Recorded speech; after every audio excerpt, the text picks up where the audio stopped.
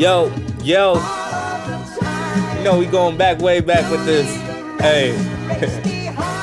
Come on. Alright, so in today's video, I'm gonna be making a sample beat on the MPC Live 3. We're back at my boy Spider crib, and you know, shout out to him, man, for making me just play around with the Live 3 and show this to you guys. But for the most part, the process is still the same. But the thing that makes the MPC Live 3 worth it is really the workflow and how it's seamless because of the power. The faster you can get your ideas out, the more enjoyable music is instead of going through all these obstacles and all these workarounds. So without further ado, we're just gonna jump right into it. All right, so I got this sample right here.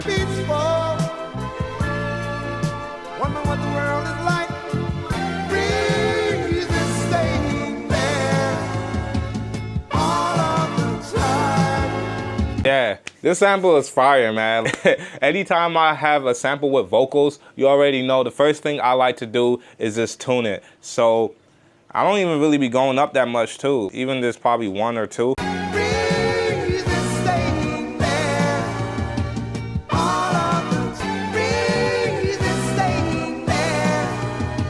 Yeah, I like two. Let's check out this ending part.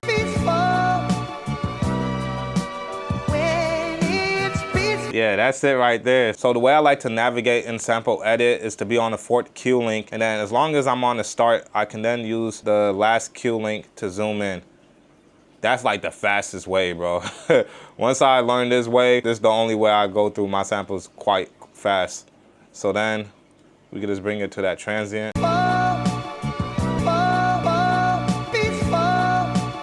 Actually, let's go to the second one, since this one sounds, you know, a bit off, or it has that abrupt kind of feel, versus if we catch it on the second half, it sounds a bit more smooth.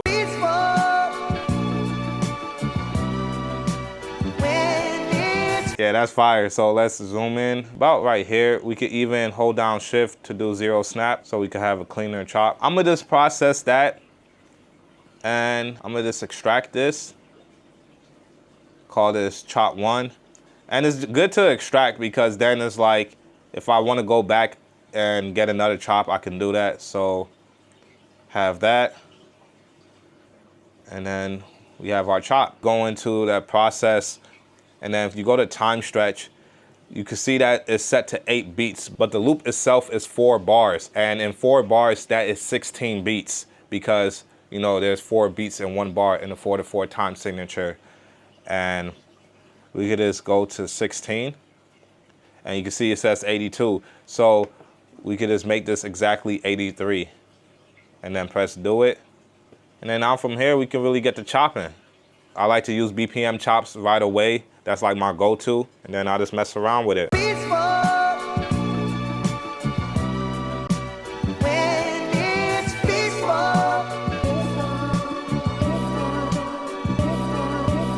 Yo. This is about to get crazy, G.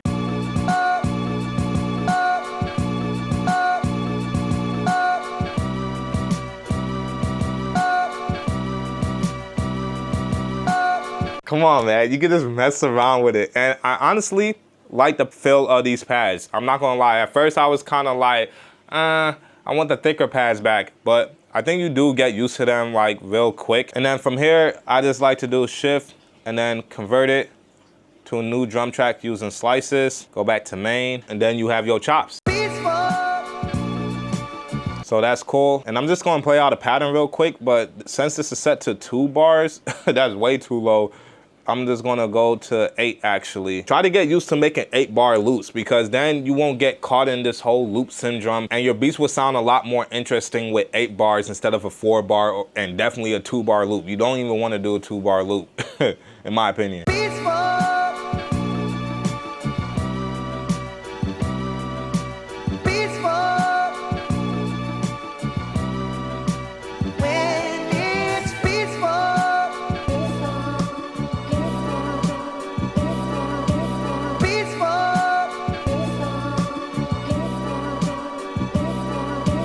Yeah, that's fire, yo. That's fire, G. I just want to go to the arranger, and from here, I just want to bounce this to sample.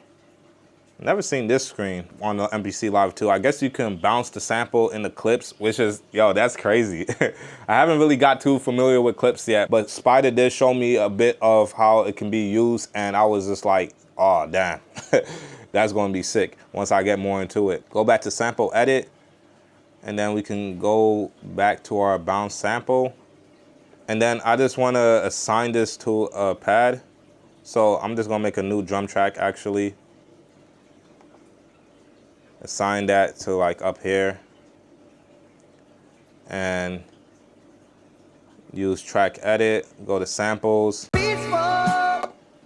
And we're just gonna use the repitch. Cause I kinda want it to be a bit faster, but you definitely wanna make sure you put in the right BPM. Even though it's at 83, but it said like 83, 14 and stuff, you want it to have it exact, or that could really mess it up. Let's just record this. Don't have to play the whole thing.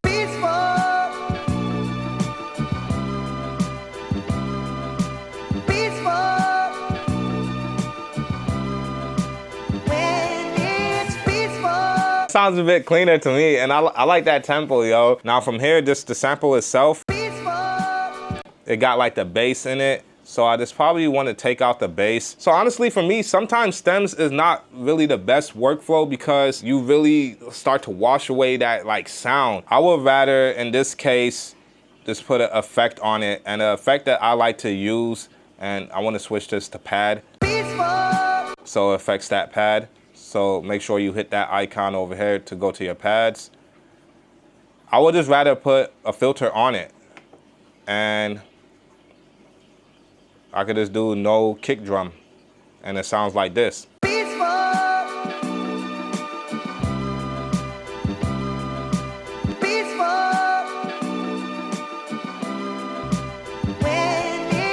And honestly, that's my favorite way to really take out drums or bass in a sample. And by take out, what I mean is just cut out enough space where I know if I put my other drums on top of it, it's not gonna interfere as much. Like obviously you can still hear the bass and the drums, but it's not as prominent. So one thing I like to do when it comes to drums, just for a faster workflow, I just add a new drum track and then go to load. And from here, I got like drum programs that I could just use.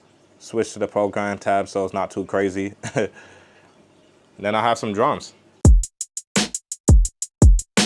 So now that I got the drums loaded up, I'm gonna bring my boy Spider in and he's gonna play the live bass, and I'm just gonna finger drum the drums, and we're gonna see what we can just come up with, man. This is what the MPC is about. Yo, this is dope. Like I ain't ever really like made a beat with a live bass before, so yeah, that's gonna be raw. And then what we can do is play at the same time just by going to track view, and you can find track view in the menu, and we could just arm both recordings.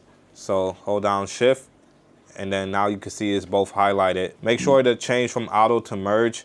That way he can still play the bass and I could be on the drum track as well. So double check your track view and we ready to go.